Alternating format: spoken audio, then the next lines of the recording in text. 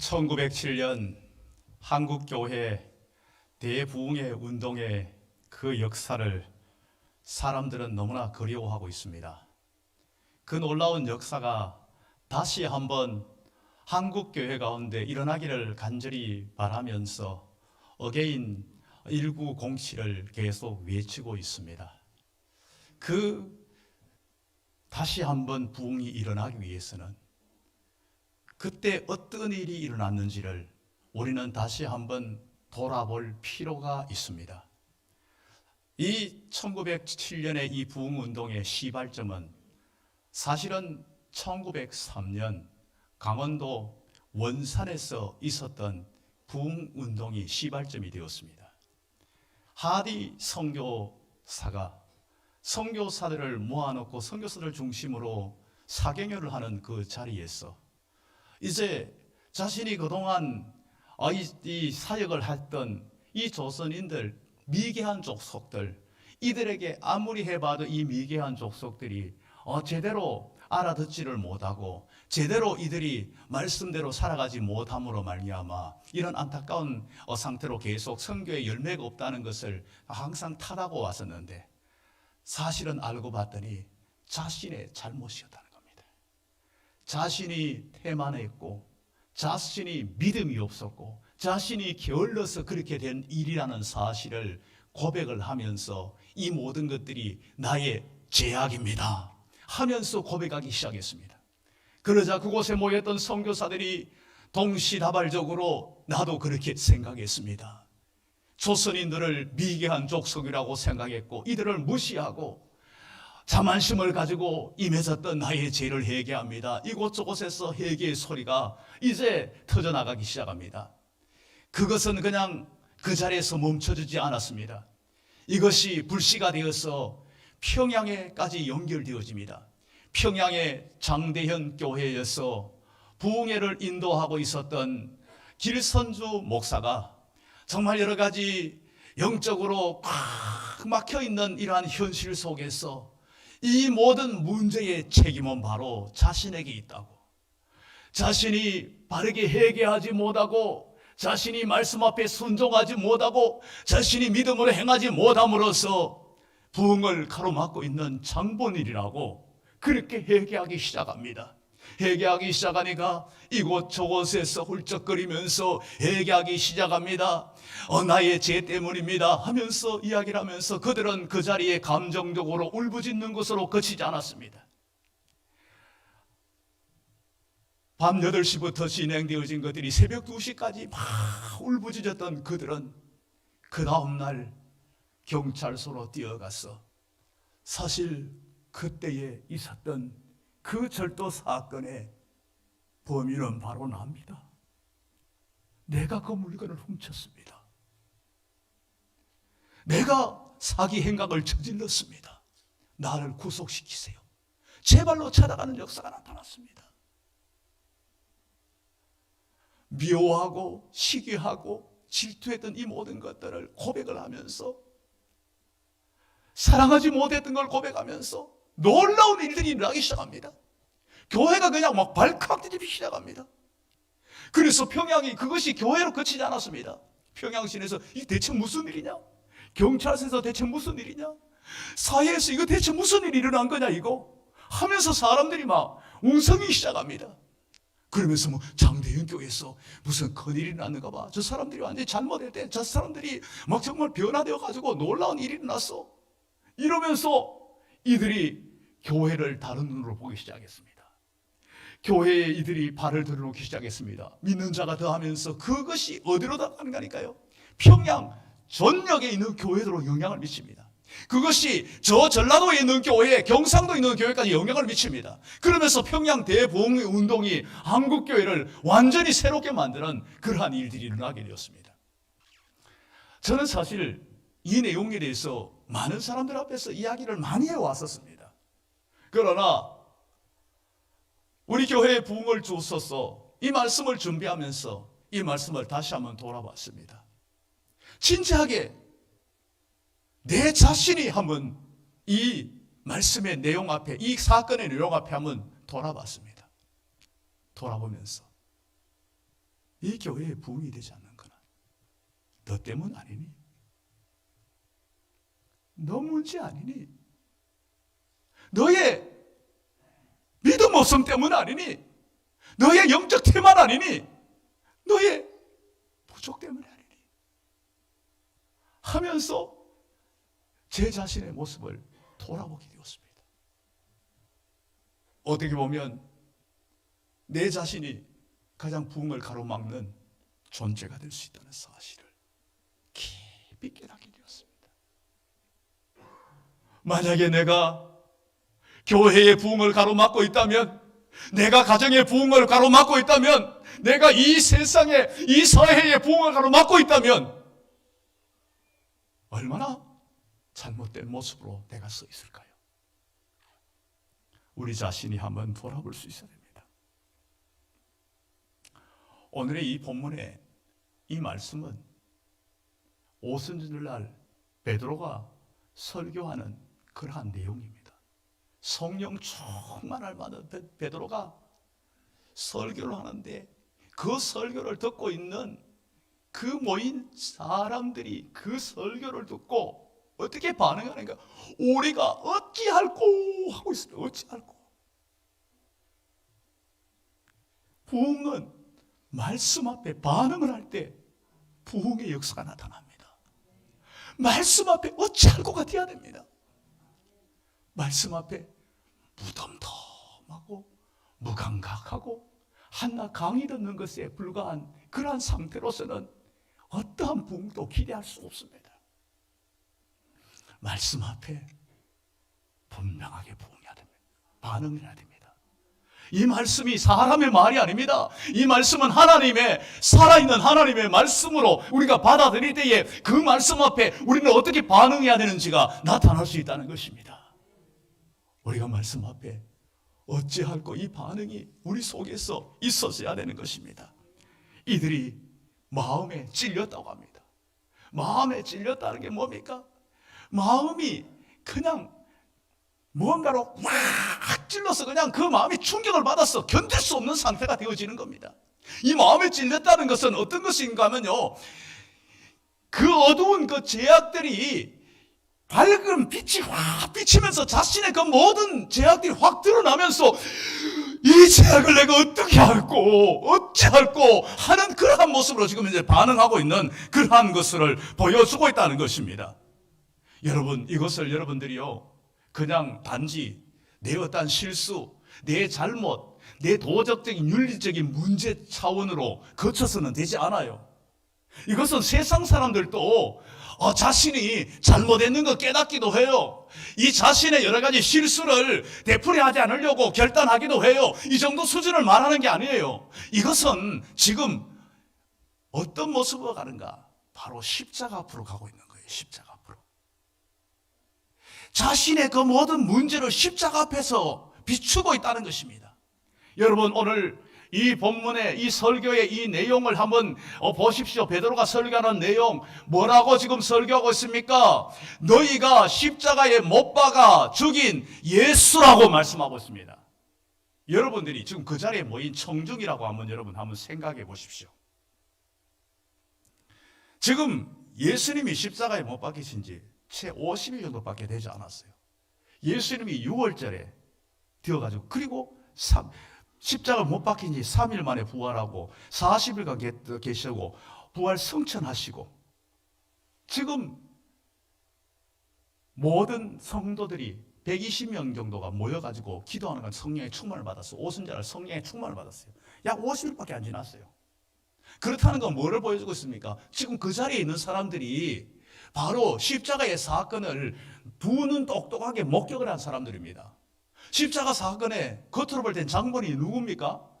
대제사장 가야바입니다. 겉으로 볼 때 누굽니까? 총독 빌라도입니다. 사건의 현장에서 집행한 그 로마 군병들입니다. 그런데 너희가 십자가에 못 박은 예수라고 이야기합니다. 여러분, 이거를 그냥 인간적인 눈으로 본다면, 아니 듣자 하니까 말이면 다 말인 줄 아시오?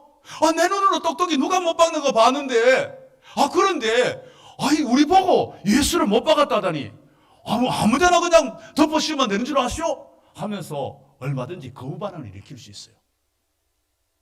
여러분, 십자가가 무엇입니까?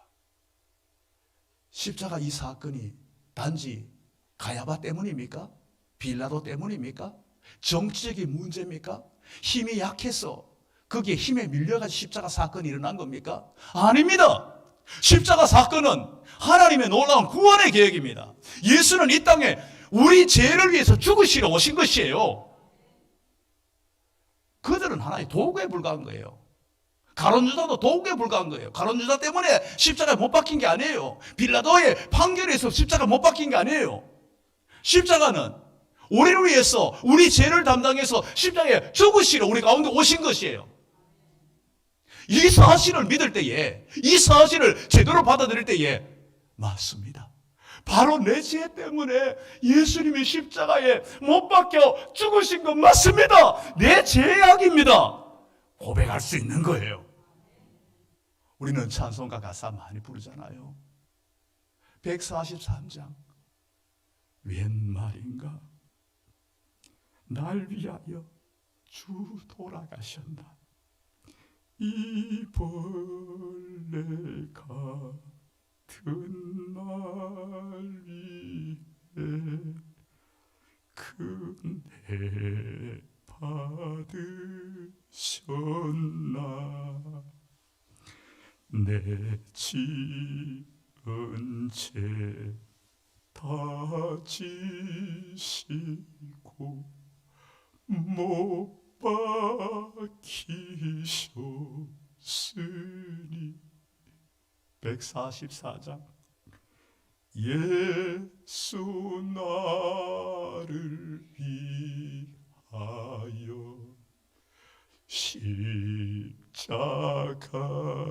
십자가를 질 때 세상 죄를 지시고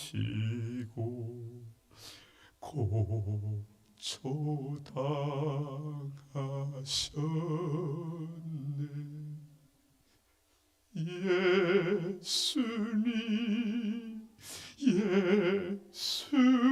예수님 나의 죄 위하여 보배 피를 흘리니 죄인 받으소서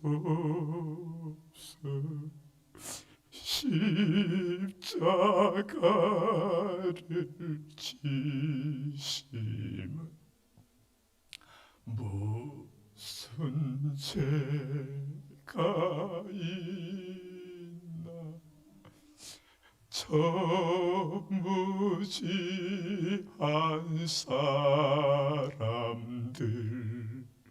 메시아 죽였네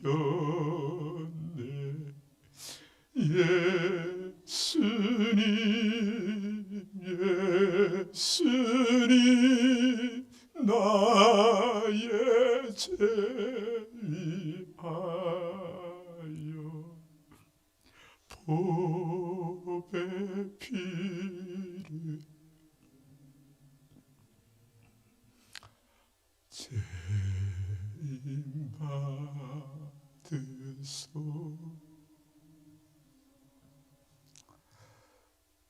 예수님 날 위해서입니다. 날 위해서 나 때문이에요. 내 죄 때문입니다. 죄로 말미암아 지옥 갈 멸망당할 나를 위해서 십자가 지신 거예요. 너희가 십자가에 못 박은 예수 맞습니다. 나 때문에 십자가에 못 박힌 거예요. 나의 멸망받을 죄악 때문이에요. 우리는 이 사실을 확고하게 믿으셔야 돼요. 여러분 이게 믿어서야 여러분 구원의 은혜 가운데 들어가는 거예요. 내가 사함을 얻는 거예요. 지옥의 형벌을 면하는 거예요. 정말 중요한 것은 너희가 각각 예수의 이름으로 회개하고 세례를 받으라고 말씀하고 있습니다. 각각입니다. 각각. 내 각각 예수 그리스도를 인격적으로 만나야 되는 거예요. 그래야만 이 놀라운 효력이 우리에게 나타나게 된다는 거 우리는 잊지 말아야 됩니다. 십자가와 나와 관계를 바로 맺을 수 있어야 됩니다. 이게 중요한 거예요. 십자가와 나와 관계 바로 맺는 거.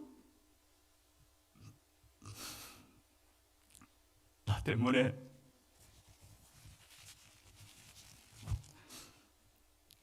예수님이 십자가에 못 박혔다는 사실을 알 때 우리는 그 앞에 내가 어찌할꼬 고백이 나오는 거예요. 내가 어찌할꼬 고백이 나와야 그 다음에 해결책이 나오는 겁니다. 해결책이요. 어찌할꼬가 나와야만이 그 다음에 대안이 나오는 거예요. 여러분, 제 문제 가지고 해결할 수 있는 곳에 가서 해결해야 되는 겁니다. 죄를 해결하지도 못하는 곳에 가서 해봐야 소용이 없어요. 친구들한테 이야기해봤자, 가까운 사람들에게 이야기해봤자 순간적으로 마음이, 그 답답하고 괴로운 마음이 약간은 수련할지 몰라요. 근본적으로 제 문제 해결할 수 없어요. 제 문제를 어디로 가져가야 됩니까? 우리의 죄를 담당하기 위해서 십자가에서 피 흘리신 예수 그리스도 앞으로 십자가 밑으로 나가야 되는 거예요. 십자가 밑에서 나의 모든 죄짐이 풀려지는 거예요. 죄 문제가 해결되어지는 거예요. 이제 그렇게 나왔을 때에, 우리가 어찌할꼬 하면서 나왔을 때에 베드로가 대안을 제시합니다.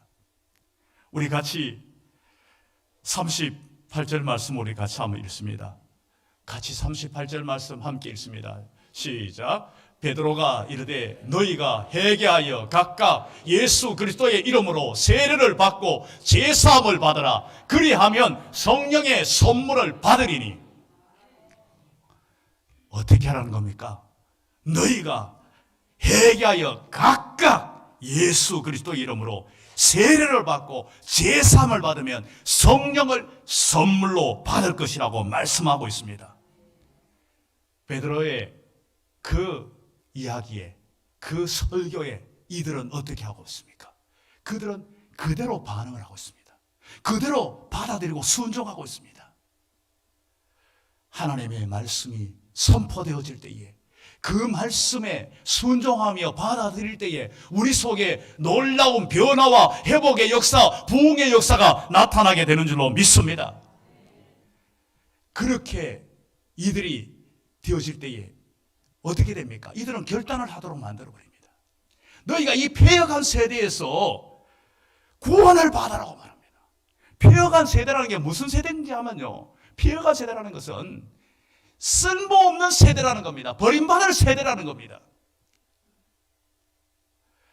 마치 목수가 어지간한 거는 다 쓰는데, 뭐 짧은 거는 짧은데 넣어가지고 쓰기도 하고, 어지간한 건 다 쓰는데 도저히 쓸 수 없는 것을 갖다 버리는 거, 이게 바로 폐역이라고 표현하는 겁니다. 원어적인 의미로는요.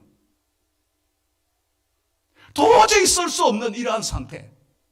여러분, 이 시대를 한번 보십시오. 하나님을 거역합니다. 하나님을 대적합니다. 하나님을 조롱합니다. 하나님 앞에 그런 모습으로 서 있는 이 세대는, 여러분, 그 세대 속에 섞여 있으면 안 됩니다. 이 세대에서 나와야 됩니다. 이 세대를 본받으면 안 됩니다. 변화를 받아 하나님의 선하시고 기뻐하시고 온전한 뜻이 무엇인지 분별하면서 이 세대 가운데서 나와야 되는 겁니다.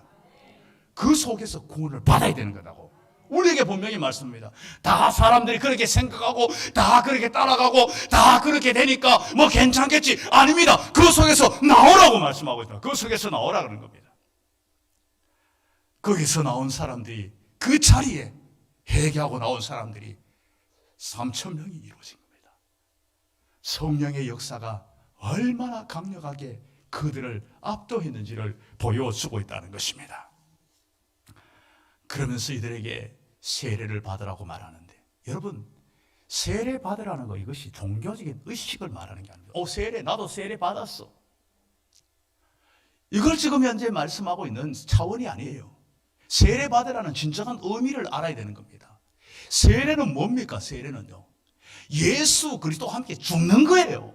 예수 그리스도와 함께 사는 거예요. 예수 그리스도의 사람으로 인치심을 받는 거예요. 무엇이 죽습니까? 예수 없이 살았던 나의 옛사람이 죽는 겁니다. 못난 자아가 죽는 겁니다. 헛된 마음이 죽는 겁니다. 교만이 죽는 겁니다. 정욕이 죽는 겁니다. 죄악이 죽는 겁니다. 이것이 세례입니다. 나 세례 받아서 종교식 치렀다고 되는 게 아니에요. 여러분 과연 죽었습니까? 옛사람이 죽었습니까? 죄악된 습관이 죽었습니까? 이렇게 되어야만이 내가 세례 받은 자가 되는 거예요. 그 세례 받은 게 합당해야 됩니다. 내가 이제는 예수 그리스도 사느냐? 내가 그리스도의 사람으로 살아가느냐? 말하는 것이, 생각하는 것이, 행동하는 것이 주님 보실 때에 그 합당한 모습인가? 내 안에 거하시는 성령을 건심시키지 않는 모습인가? 우리는 그렇게 되어져야만이 세례 받은 자의 합당한 모습입니다. 내가 지금 현재 성령의 사람으로 되어 있다는 것은 뭡니까? 이제 성령께서 나를 인쳤어. 너는 내 것이다. 하나님께서 도장을 찍었다는 겁니다. 하나님 것이라는 겁니다. 이젠 하나님께서 여러분 책임진다는 겁니다.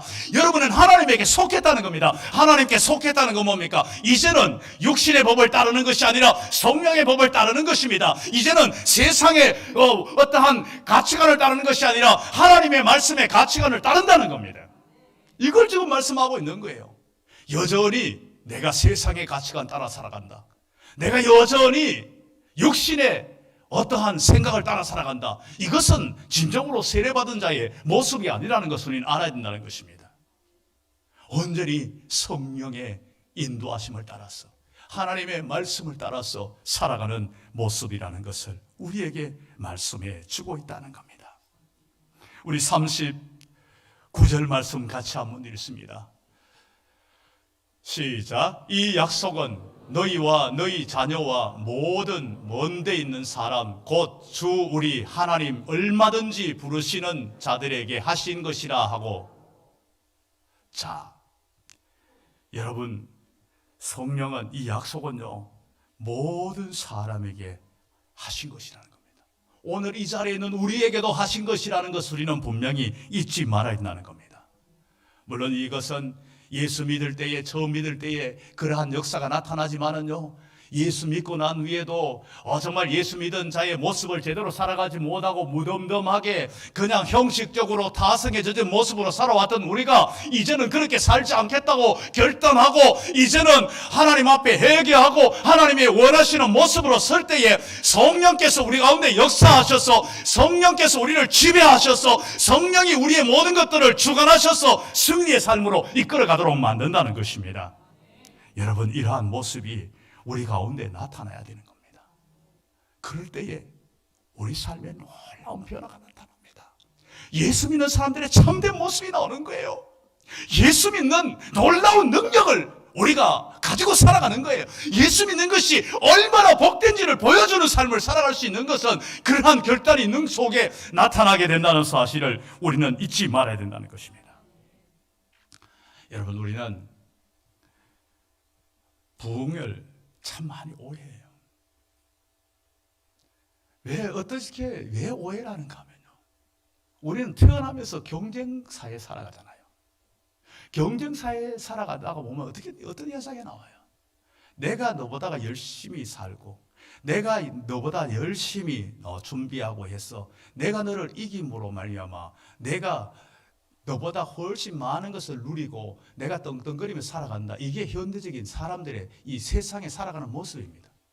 그러다 보니까 내가 성령을 받아 이거는 내가 다른 사람보다 더 열심히 기도하고 더 믿음 생활 잘 해가지고 내가 정말 다른 사람이 누리지 못하는 거 나는 누리면서 다른 사람 날 보고 후회할 정도로 이렇게 살아야 된다.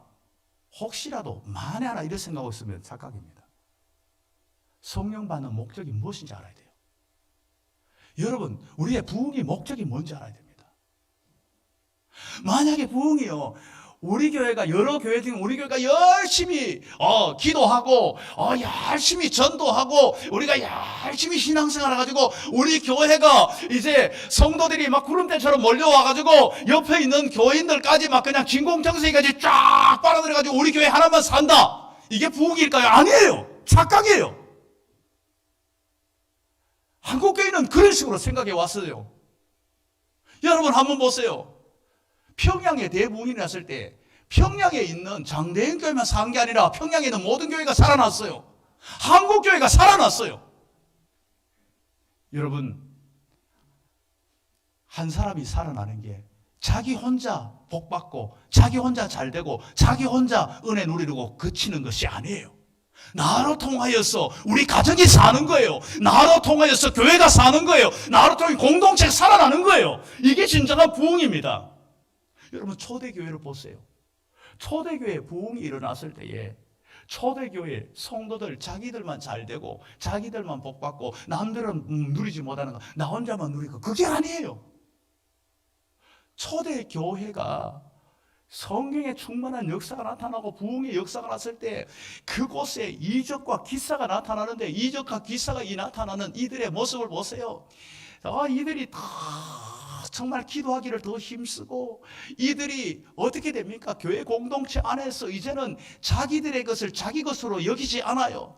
이제 이것을 하나님께서 나에게 맡겨준 것이니까 하나님이 필요한 사람들에게 다 나눠줘 버립니다. 은혜도 함께 나누고 물질도 함께 나누고 마음도 함께 나누고, 이들을 통하여 주의가 유역되고 주의가 살아나도록 만들어주는 거예요. 이러니까 어떻게 됩니까? 교회가 그 일대에서 칭찬을 받는 거예요. 여러분, 이거는 세상에서 상상하지 못하는 일들이에요. 있을 수 없는 일이에요. 인간은 근본적인 욕심이 있어요. 물질에 대한 욕심이 있어요. 명예에 대한 욕심이 있어요. 자기 혼자 누리고 싶은 이기적인 자기 정신적인 게 다 있어요. 그런데 성령이 그들에게 임하고 부흥의 역사가 나타나니까 그게 다 내려놔져 버리는 거예요. 내려놔져 버리니까 세상에 어떤 저런 사람들이 있냐? 저건 있을 수 없어. 자기들끼리 나누는 것이 거치는 게 아니라 세상에 다른 사람들께까지 그거 있는 거 다 나눠주고 함께 마음을 함께 나누고 물질을 나누고 하는 거니까, 이야, 예수 믿는 사람 뭔가 다르다. 예수 믿으면 저렇게 되는구나 하면서 칭찬을 하기 시작하는 거예요. 그러면서 믿는 자가 날마다 더해가는 거예요. 이게 부흥입니다. 이게 부흥이에요. 여러분, 지금 한국교회는 지금 현재 너무 이미지가 나쁘게 되어졌어요. 한국교회 얼마나 잘못되게 실추되었는지 몰라요. 이 원인이 어디 있습니까? 우리의 잘못 아닐까요? 우리의 이기심 아닐까요?